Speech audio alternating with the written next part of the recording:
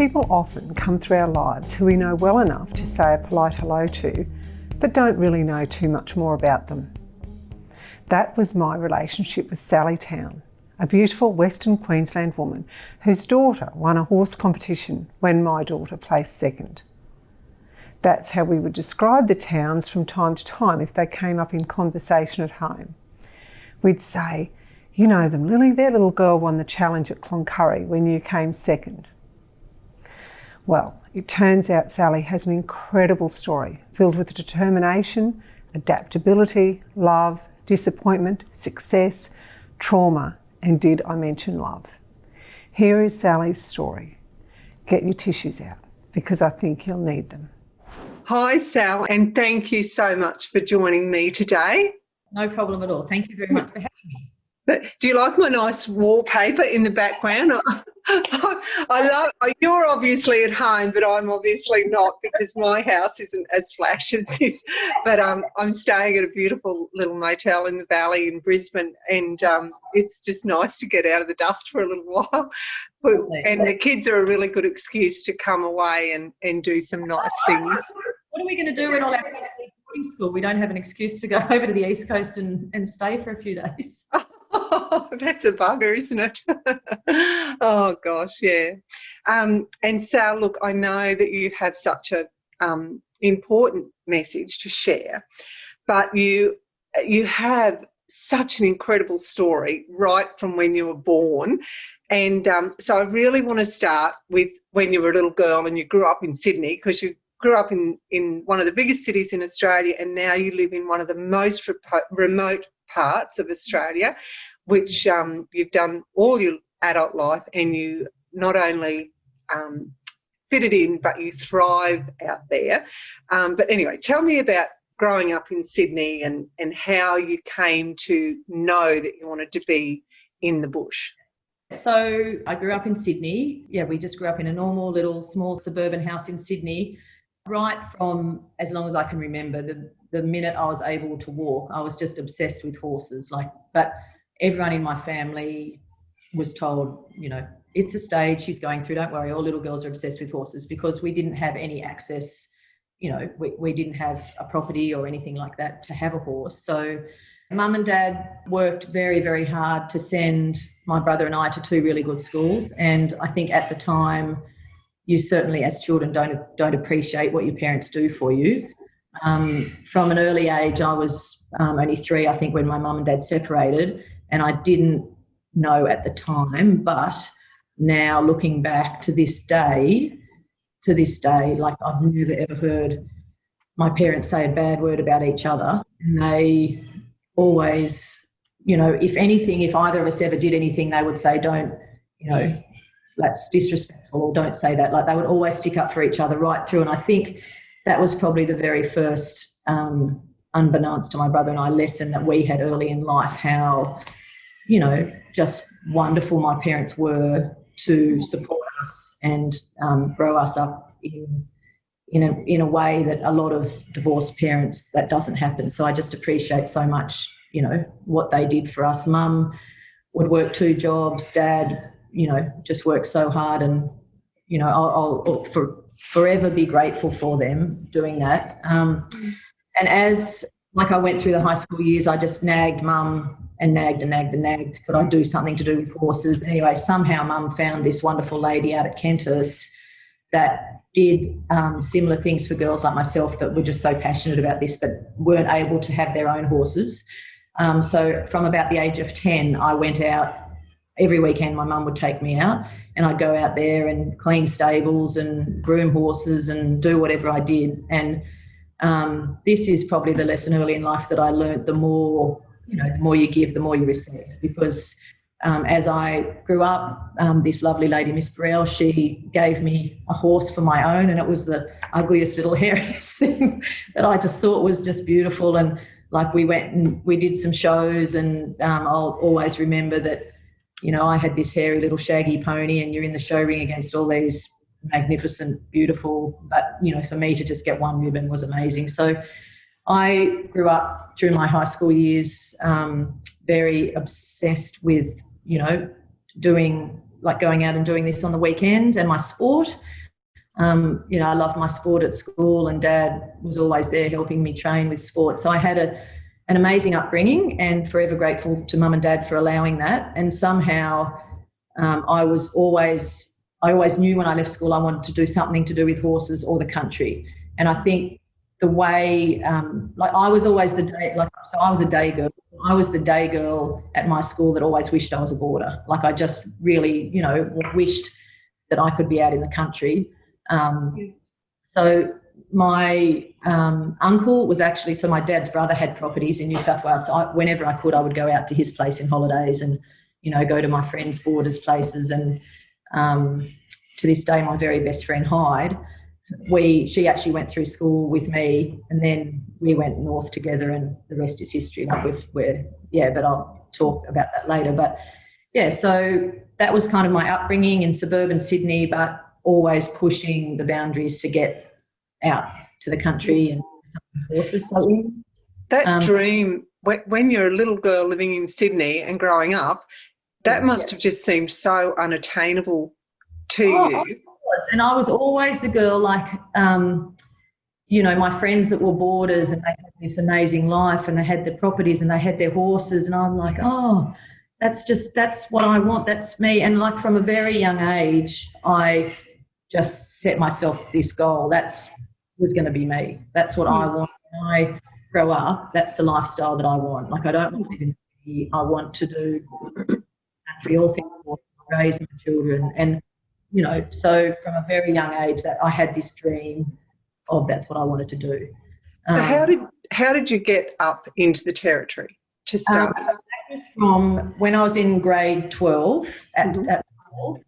There was a thing called Droving 88, which was the big last bicentennial cattle drive, and it was pretty much from the Northern Territory across, and it finished in Longreach. So there was two components of this. There was actually the big cattle drive, but also there was 2 week stints on all sorts of stations all up through the Territory. Wow. And there was 20,000 people that applied for this Australia-wide, and 375 got picked. And unbeknownst to me, I've got no idea how I did, but I got picked. And I still remember, so you had to go and it was at the Castle Hill Showgrounds, I still remember. And most people that went there brought their floats and their own horses, because you had to have a riding test to see if you could cope up there. And I still, you know, because I didn't have my own horse, I just went there, and the guy just told me, go saddle up that horse and go for a ride. So anyway, I did, and, you know, it was with that, amongst interviews and other stuff you had to do and do submissions, but somehow I got picked. And so I went for 2 weeks in the Easter holidays of grade 12, which was, it was just the most amazing experience. Like there'd been no women work in the Territory at that stage. And like here there are these, I can't even remember how many, 10 or 12 young school kids coming up and going onto this place. And it was just like, to this day, there's some wonderful women that kind of took us girls under their wings at Gogo Station. I'm still like very dear friends with them now. So that was 2 weeks. It was just the most amazing experience, and probably not great timing at the beginning of grade 12, because I came and my head, all I wanted to do was get back up there. It was just amazing. Like I can't even explain it. Like it was kind of my dream that I'd always lived, you know, wanted to be up there, and came back. There was just no way Mum and Dad were going to let me go north. Like they didn't even, you know, we're a city family, and like this was all just so, what's happening with my daughter? Why does she want to go up there? Like, you know, this isn't the path. It's meant to be uni, and then whatever. And somehow, I don't know how, but I just nagged and nagged and nagged the rest of the year. Eventually, the owner of Muckety Station rang my father, my dad and Mum, and said, look, you know, basically reassuring them that we're normal people up here. We're not like as wild as woolly as what all of you people think, you know. And so somehow he talked Mum and Dad around to allowing me to go. So finished year 12, and like, yeah, pretty much for the whole of year 12, I was just so focused on, you know, study and uni and all that stuff had just completely blown out the door for me once I'd gone up there for that 2 weeks, which was not great for mum and dad to hear. So I guess at least you weren't boy crazy and thinking of boys. No, definitely wasn't like that. Dad was sure that I walked down the aisle and rode a horse, so that was fine. But somehow the agreement was that, okay, we'll let you go up there. You can have 1 year, and as long as just, defer uni and then you go back to uni. And I'm like, yep, cool, I'm on to that. So that's this is the next journey of my life, which was just incredible. That first year, mum came up with me and settled me in, and, I'm sure they were petrified because my first job as a 18-year-old first-year Jillaroo that had been at an all-girls school was on Alroy Downs on the Barkly Tablelands. There'd been no women prior to this ever working like in the north. So there was myself and another girl, Sandra Hagan, who I'm sure you probably would know her. And then later in the year, Heidi Smith, who so the three of us were the kind of pioneers for the women to come up onto the Barkly Tablelands, and we were hit with like all those old beautiful men, old lovely stories up there would say, what are you girls doing here? This is no place for a lady. There's no way you'll survive up here. And so the more, I was just so determined, the more I heard that, the more I just pushed back to say, well, we can prove, we can do it just as well as you guys, and, we'll try and do it even better. So first year was just amazing. I just went in completely blind. Like the only thing I had going for me was that I could ride a horse, and that was it. Like I had no idea about anything.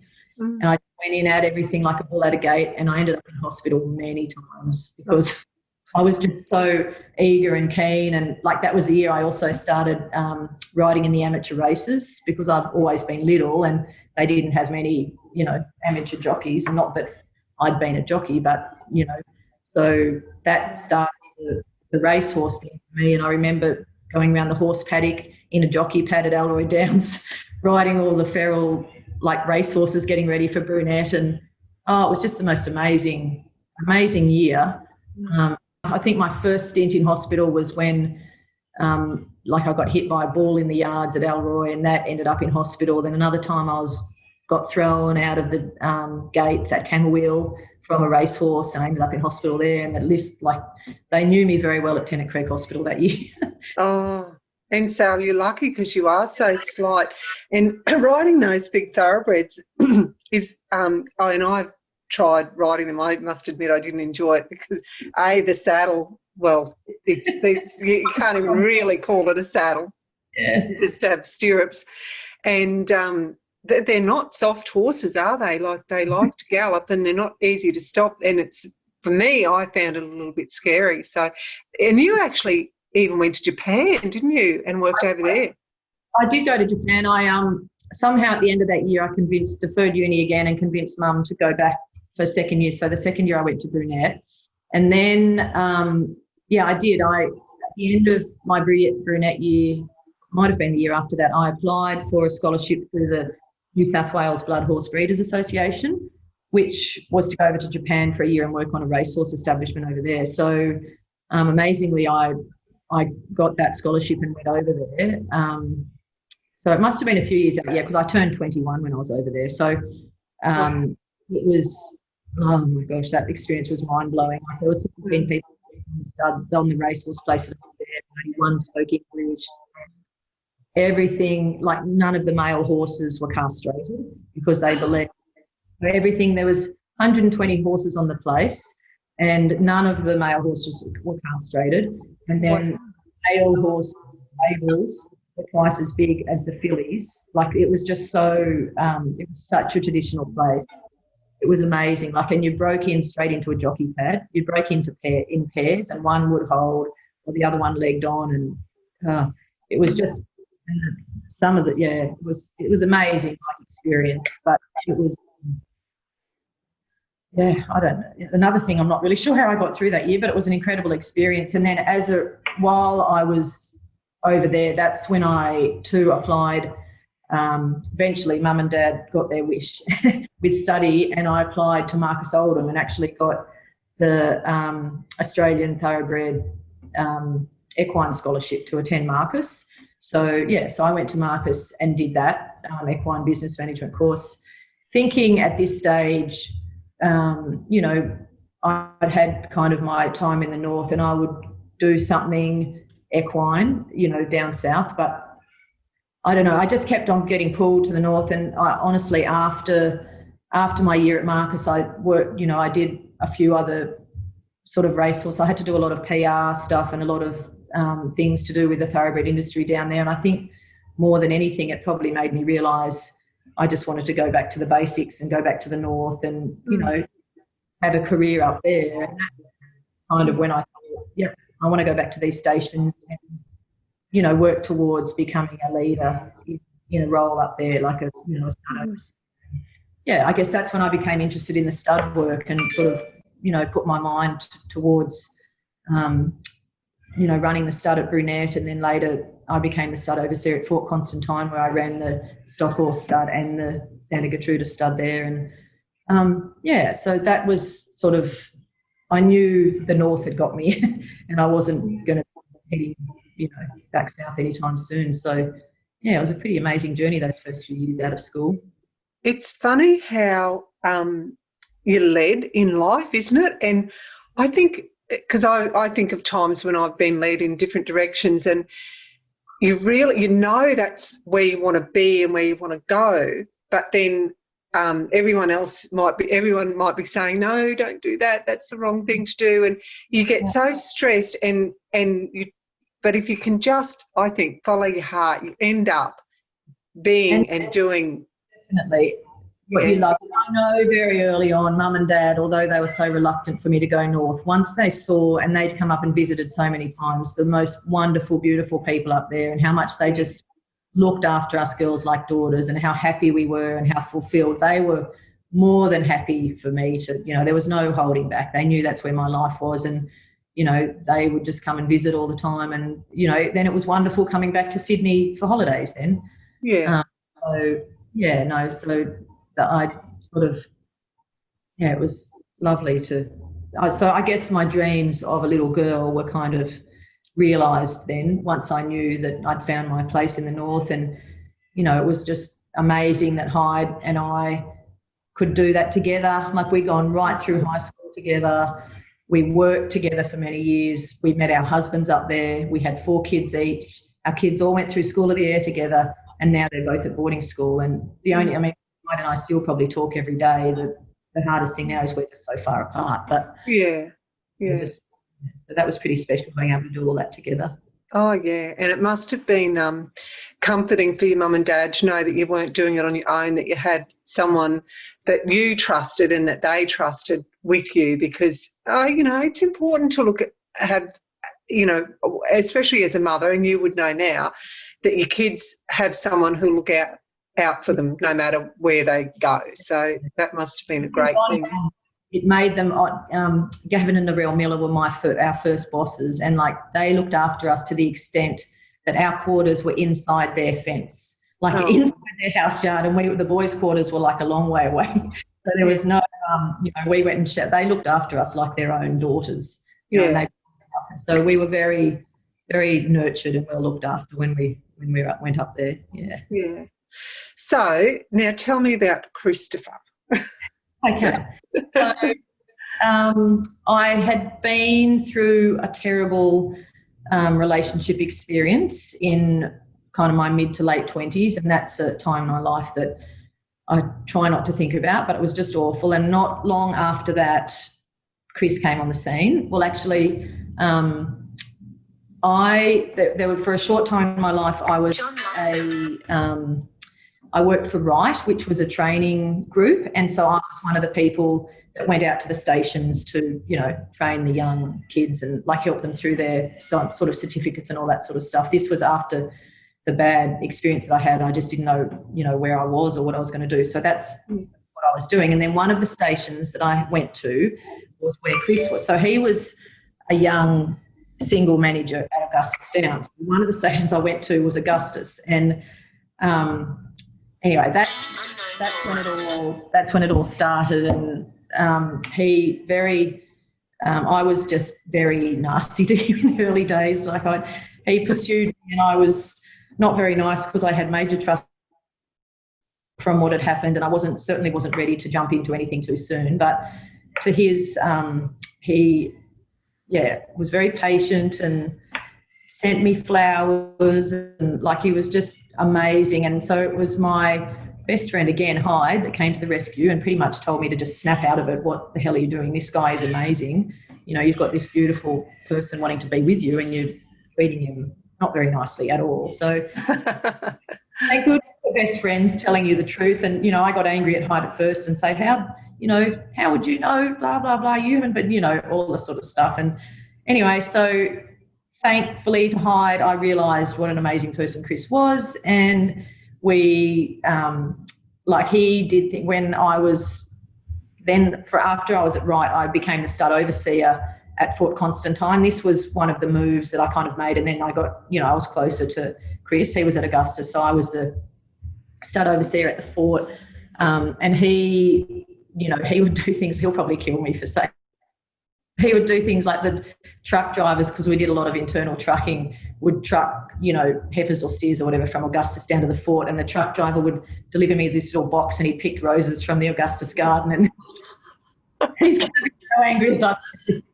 But he's just so special. So he was so patient. And anyway, so we were together for a bit, and then he asked whether I could move and live with him. But that all just happened at the same stage that I was also asked, would I consider, Sandroke was looking at moving the stud to a separate property somewhere in Queensland, and for me to have the offer of actually being the stud manager. So I was in this dilemma of, oh my gosh, this is what I've worked for, this is my dream and my passion. Imagine being the first female that went to the Barkly Tablelands, and then the first female to be a manager on one of these corporate places and manage the stud horses and cattle, which was my passion, I just loved. Or do I follow my heart and be with Chris? So obviously the latter one, and I went with Chris, and, the rest is history. So we started our journey together, and because we met later in life, we thought, let's look at having kids fairly soon. Mm-hmm. My biological clock was ticking, I guess. Like, I hadn't, I knew I always wanted to have children, and I was told early on, because I had some scarring on my cervix and just some other issues, that it might be hard for me. Certainly at a young age, living the dream and you're doing everything you wanted, it was not something I really worried about until that point. So, so it became very clear early on it was not going to be easy for us to conceive naturally. Mm-hmm. So then we embarked on the next stage of our life, which is our very traumatic IVF journey from a remote location. So when we first started our IVF, we were assistant managers at Brunchilli Station, which is a station in the Northern Territory. It was an outstation at that stage of Helen Springs. So our closest town was Darwin, which was about 9 hours. So that's where we embarked on our first IVF, and, kind of went into it bright-eyed and bushy-tailed, thinking this is going to be easy, we'll get pregnant first time and everything's amazing. That could not have been further from the truth. So it was just, the next 2 years was just such a roller coaster. Like, I became completely obsessed with having babies, to the point that it was just unhealthy. Like, all my friends around me, like Hyde, had started having babies, and all my close friends had babies, and it was all easy for them. And I became resentful, and everywhere I looked, it just seemed that there was pregnant women and prams and babies everywhere. And here we were, desperately trying so hard, and it just wasn't working. Cycle after cycle after cycle. Like, we had so many fresh cycles and frozen cycles in between. And because we lived so far away, like, every time I had to go up, and then Chris would have to come up, and then Chris would have to come home first while I waited. But every single cycle, I always got my period before the due time, so I always knew it wasn't going to work. And that cycle, so the beginning of the cycle, you'd be so excited, thinking, this might be it, and then you'd get your period, and down the roller coaster goes. And it was just the darkest time, and you're like it's so hard to explain how you feel. Anyone that's been through this fertility IVF journey knows the feeling. It's just awful. So we had to make some pretty major decisions because we just financially and emotionally we were completely wrecked. Like we just didn't know if we could do it anymore. So one sort of last-ditch effort is we spoke to the company, who was amazing, and we just said this probably job is a bit maybe too big and stressful for what we're trying to achieve in our personal life. Yeah. Would we get transferred to a smaller place? So they were amazing, and we did get transferred to Beresford Station in Claremont, and that was wonderful. So when we were down there, we, were just very, very focused on our health. Like because it was close to Emerald, I was able to go in and have all massages and chiropractic and, all the stuff that I'd never really done before because we'd lived remotely. And just really tried to get my state of mind, tried to become really healthy and do all that sort of alternative. Like I did a lot of yoga and, a lot of self-reflection. Anyway, our very last ditch effort was we went to Sydney. So prior to this, all of our IVF had been in Darwin. So we got onto a Sydney doctor, and this doctor we were her first patients. She'd just come out from New York. So we were one of her first patients, specialist in New York. So we were feeling, really, I'd had a whole year of doing all the yoga and all the stuff that I was able to do in England, and the chiropractic and everything like that, and then was feeling really good. She put me on a completely different drug regime than what I've ever been on. It was just amazing. We also I can't remember if it was 4 or 6 weeks. We took a big chunk of time off so Chris was with me through the whole time. So we did all of our IVF stuff in Sydney, and then we went actually driving through Victoria just for a couple of weeks, just had a lovely trip just together. And then once all the IVF stuff finished in Sydney and we could go home, we flew back to Emerald and went back to the station because we had to wait, obviously for a period of time. And I was feeling quietly, like I just felt different. I don't know what it was, but I just felt different. And then the day I had to have the blood test, because Mum had come up and she was with me at the station. Her and I went into Emerald. And I don't know, I'm sure you'd know this coffee shop. It was in some shopping centre. We were just sitting at this coffee shop. And I'm going to get all... it's just so emotional thinking of this day. So, Mum and I were sitting there, and they just said, make sure, you're going to be such and such. I had to have a blood test that morning at a clinic in Emerald, so we just had to wait around for the day. And so this was the first cycle that I hadn't had my period yet, like nothing, at all. And like my boobs were getting sore and there was stuff happening that I hadn't experienced before. And anyway, we were sitting there. You're right. So you're nearly making me cry. It's we were saying before about how amazing talking about things actually puts you back in that place, doesn't it? And anyway, so I got the phone call. I was holding Mum's hand and the nurse said, I hope you're sitting down because not only are you pregnant, but your hormones are through the roof, so we think you're having twins. So Mum and I were just, everyone in the shopping centre, I'm sure, was just staring at us because we were jumping up and down and hugging and crying, and like you would think there was something wrong with me. Anyway, so that just started our twin pregnancy. From that day on, Mum stayed with me for ages.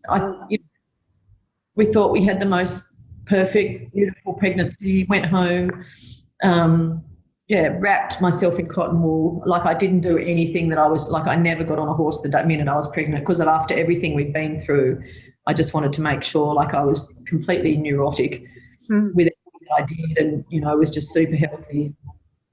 Anyway, so went back to Beresford. Mum stayed with us for a while until, everything seemed great, and Mum went home, and then at 7 weeks, I woke up and I had a bleed, so that was very scary. Actually, I think we were at a camp draft somewhere near Emerald, and I remember waking up in the gooseneck and there was some blood there, and I just obviously went into meltdown. So this was at 7 weeks, which obviously is still in the very, dangerous stage. Went straight to Emerald Hospital. They did all the tests. Still 2 very strong heartbeats. Everything looked fine.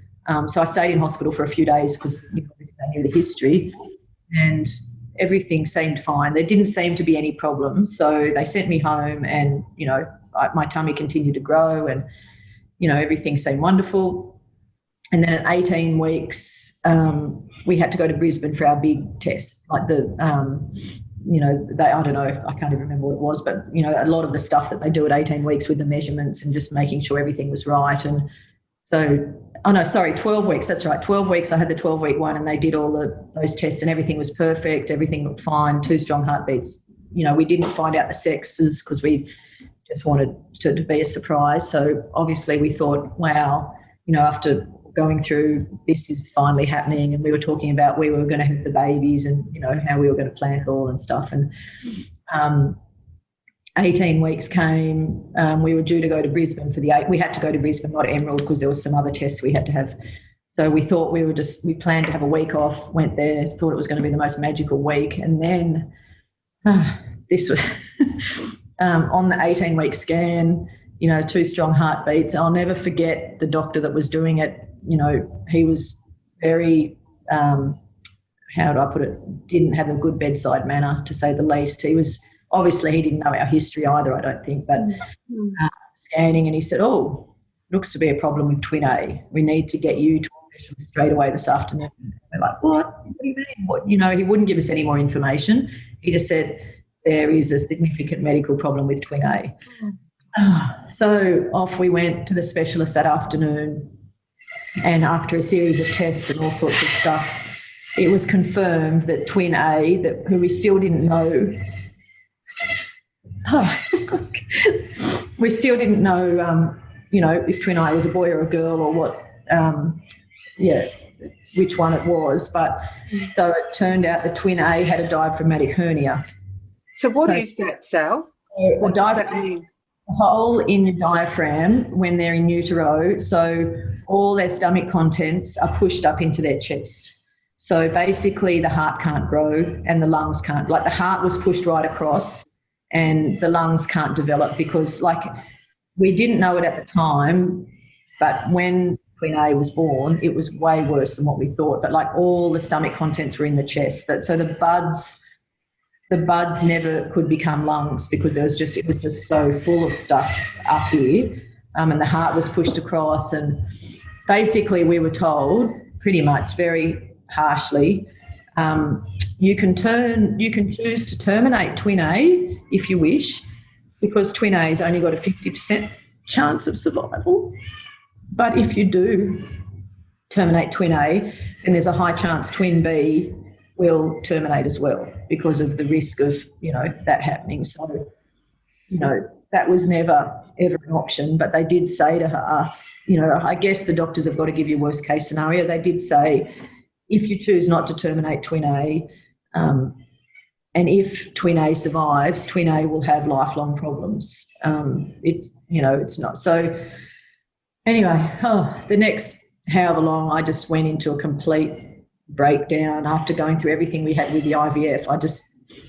I don't know, I just went into I feel sorry for me stage, I guess. And I think when these things happen, you seem to focus on the worst. And I sat up for hours and nights researching diaphragmatic hernia and the association that they have. It's called Cherubs Association. And when you go on there, they've got all the success stories, but then they've got all the sad stories. And the babies that die are then called the cherubs. So, I don't know why the human nature does this, but I just focused on all the bad stories. And for, the first couple of weeks, it was just dreadful. Just must have been a nightmare to live with for Chris. And he was just amazing. He's just been my rock through everything he's been through. He's such an amazing, strong, incredible man. He bought me this big fluffy teddy called Ralph. And we've still got Ralph today. Actually, Belle took Ralph to boarding school, and I have heard that Ralph is now the Neg's boarding house mascot.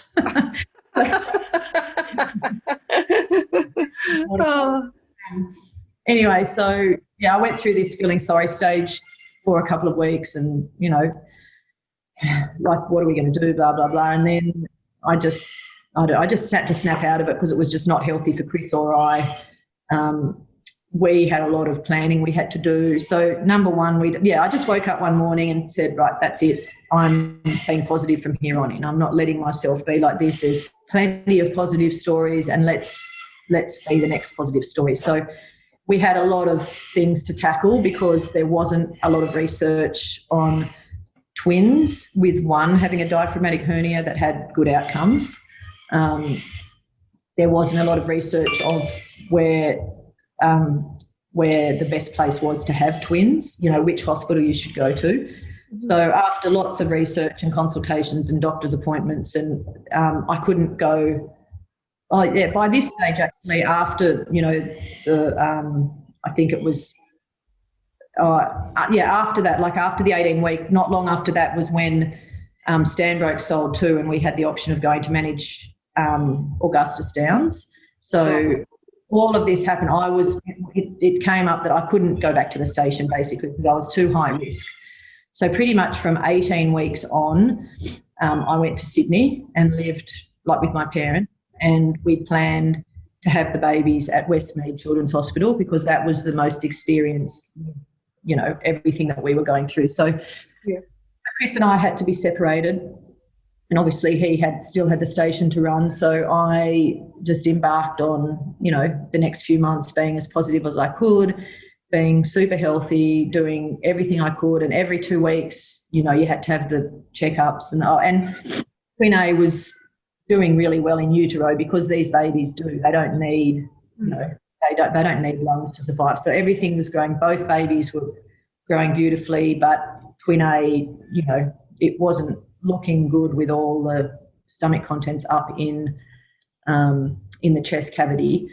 Anyway, one of the biggest hurdle for me, and this is what I was petrified because I'm so little, I sort of, the chances of me going full term with twins was so remote, it wasn't funny, but that's what I was working towards because the longer these diaphragmatic hernia babies have in utero, the better their chances are of survival. Mm-hmm, mm-hmm. For whatever reason, I don't know how this happened, but I went to 40 weeks with the twins and had to be induced, and I was just enormous. I don't even know how. Like in the last couple of weeks, I was just so top heavy because I'm so little that I just would fall over. So I had to have rest pretty much for the last week.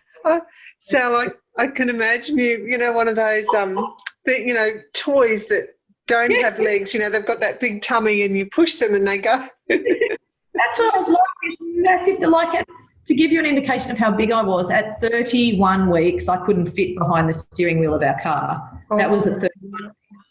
And so at 40 weeks, and I hadn't put on any weight from behind. So if you looked at me from behind, you wouldn't have even known I was pregnant. But I just had this massive balloon, like it just was all out the front. And when I slept, even to turn over, I just had to pick my tummy up. And it was so enormous. Anyway, so the last 2 weeks was Chris was back down, by this. Well, actually, he came back down quite a bit before this because obviously all indications would be that I would go into labour early. 40 weeks came and went, and I still hadn't gone into labour. So the doctors decided we have to do something. So I was induced. So that was, anyway, was induced, and it was very important. They wanted me to have a natural labour because this is another thing that helps these diaphragmatic babies is with the contractions. It helps massage their lungs because at this stage we still really know what was developed in the chest. So anyway, I was induced for having a natural labour, but the induction didn't go too well, and 18 hours of terrible labour, I ended up going to emergency Cesarean. So this was so emotional because I'd worked this whole pregnancy for a natural, and they told me that, that best chances for this baby, if you have a natural labour, it's going to be, anyway, so obviously that was just like far out. It was just, I just remember when something must have gone pear-shaped, and all of a sudden I was just rushed into surgery, and I just remember looking around, there was 20 medical people. I'm sure there was just people everywhere and babies, the 2 little baby incubators there, and I remember getting in and I just vomited all over their instruments. Like, I was so emotional. And, but we just didn't really have time to think because it just all happened so fast. And so went ahead and had the cesarean, and then, so twin A came out. So we turned out twin A was Chloe, and they pulled her out and they held her up, because the biggest thing with these babies is they can't take, if they've got, they need to be intubated straight away because they don't want them to take a breath. So literally that's why this whole team, and they didn't know which baby was going to come out. So twin A came out first. They just yelled out, "It's a girl." And I didn't even see her, straight into this thing with all these people around and doing all the stuff. And then they raced her off to neonatal. And so all my family was outside. And Mum and Dad still say, like, they remember the trolley rushing past with all these doctors saying, "It's a girl." And, they just kept on going. So then twin B came out, which was Jack, and he was a beautiful, big, healthy baby. And I don't know how, like, with my little frame, but Chloe was almost 5 pounds and Jack was almost 6 pounds. So, like, oh, my gosh. How I did that, I don't really know. But I think, anyway, so that obviously embarked the next stage of our medical journey. It was way worse than what they thought. Like, there was nothing left in Chloe's tummy. Everything was up in her chest. There was her lung was pushed across. So I was in the maternity ward with Jack, and Chris was spending most of the time in the neonatal ward with Chloe.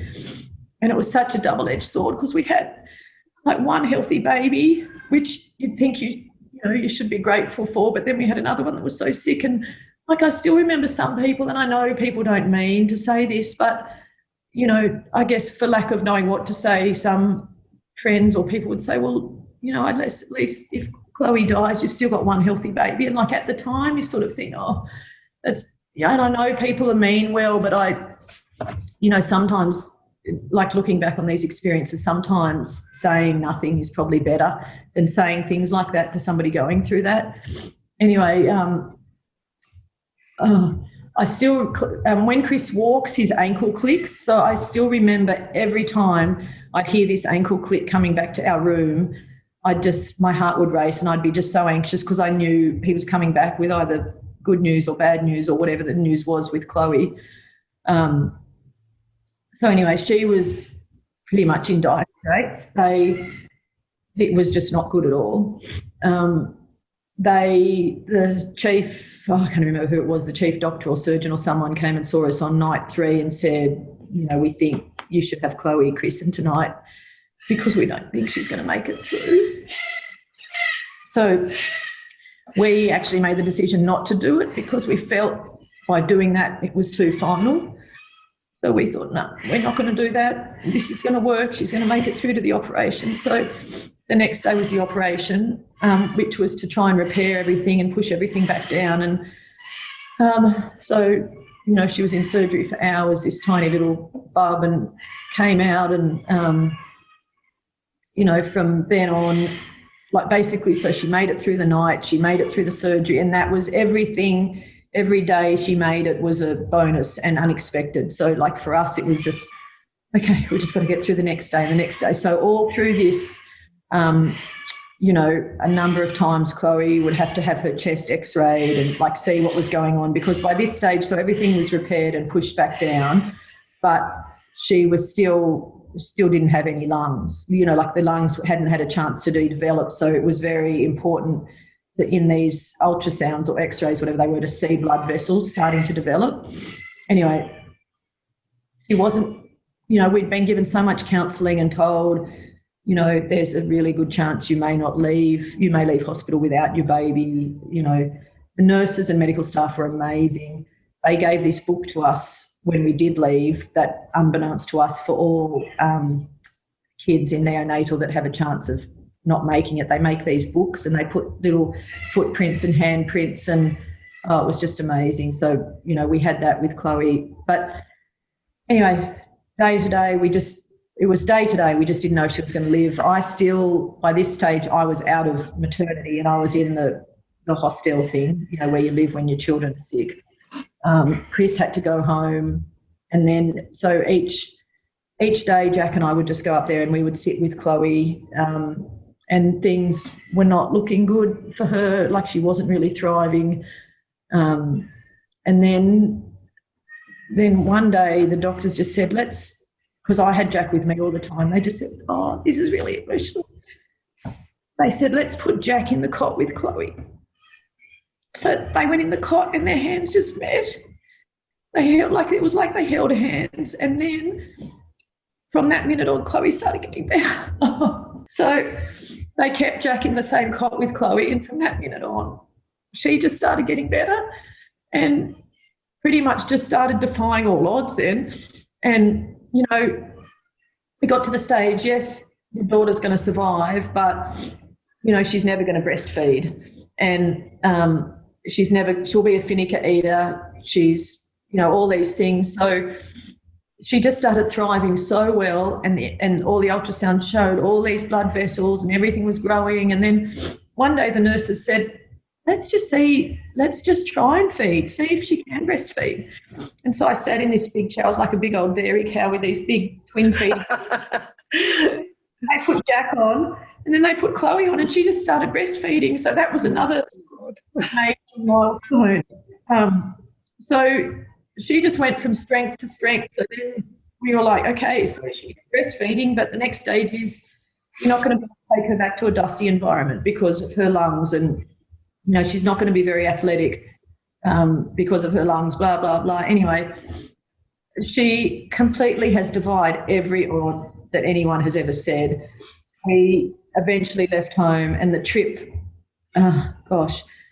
we drove, you know, all the way up to Augustus, and I was a complete neurotic nightmare for that first year because they said she was so ill with very little, you know, she was very susceptible to any colds, flus, any sickness. So literally, I'm sure, because we were fairly new to the area, and they knew, you know, Sal and Chris had twins, but I didn't let anyone into the house. I didn't even meet anyone. So I'm sure the whole community thought I was a complete nutter. Anyway, we got through that year, and pretty much from there on in, Chloe, they still use as a story at Westmead because she's completely defied all odds. She not only copes with dust, she thrives in it. They said she would never be athletic. She's won every age champion every single year at School of the Year and then represented in the regionals. And she's literally defied every odd there is, and she's going to, you know, go on and have an amazing life and has got no ongoing problems. Yeah, that's amazing. I have to ask, does she and Jack still get on really well? Or are they normal? Are they normal? They're normal twins that fight all the time now. They're normal. Yes, no, that very close bond they had in the cot, they certainly don't walk around holding hands now, that's for sure. Oh, gosh. You know, I think they do have that twin thing that I know they'd be there for each other, but no, they're very normal siblings that argue all the time. Yeah.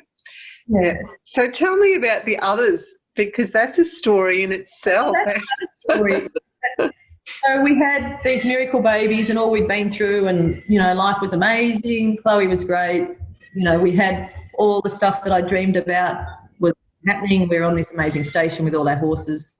And then the twins were, like, I was very focused on breastfeeding them till 12 months, which I was able to do because that was the best sort of nutrition for Chloe. And I hadn't had a period, so, you know, I would assume you hadn't cycled. When the twins were about 12 months, I kind of started to get this bit of a tummy because I'd gone back amazingly to my small frame very quickly after they were born. You know, and I thought, and like my boobs were sort of a bit sore, and I'm like, oh, this is really weird. And for a kind of a fleeting second, I thought, surely I can't be pregnant. Anyway, we thought, oh, we better. I went into Mount Isa and I had a test, and I was 12 weeks pregnant without a baby.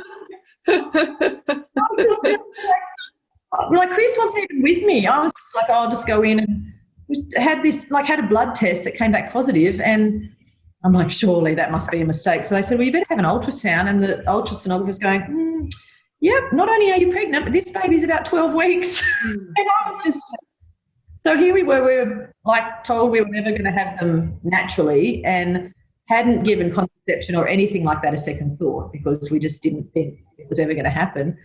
And so, so Belle came along, and I had a newborn, and the twins were 18 months. And then, I don't really know why, but I certainly just didn't think another one would be on the agenda. Like when I was pregnant with Belle, everyone's like, oh my God, that's amazing. How exciting, well done. And then deja vu, exactly the same thing happened with Emily. And I'm like, I still hadn't had a period this whole time, and found out we were pregnant with Em. And by that stage, all my friends are like, you're what? Are you mad? Like, what is going on with you? Like 4 kids under 3.5. Anyway, and then when we went to Cairns to have Em, and I swear people would just stare at us like we were some weirdo family with this, like, very pregnant and these 3 little babies, toddlers.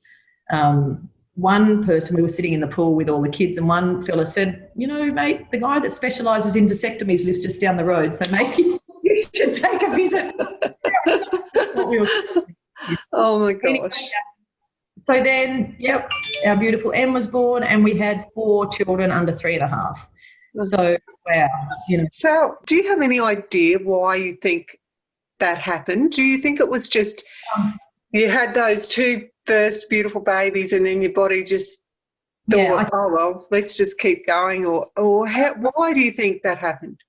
Amazingly, I now, like, thinking back of the way, my state of mind, the way I was when I was trying to get pregnant, and I was so obsessed, so focused on it, and a complete idiot, really. Like, I so believe your state of mind has got a lot to do with this, because once I'd had, and so obviously when we got pregnant with the next 2, my IVF doctor, going to that IVF doctor, we were the first twin pregnancy she had in Australia, so that was pretty amazing. And we, stayed in contact with her and let her know all of our amazing stories with the next 2, and she just said, oh, this is just so normal. That happens so often when people have gone through what you've gone through, told they would never have children naturally, have their IVF babies, and then they just fall pregnant naturally. So I think a combination of my body has been, put into baby mode, but I think my state of mind more than anything is I was just relaxed, and I was happy, and I was content, and everything was perfect.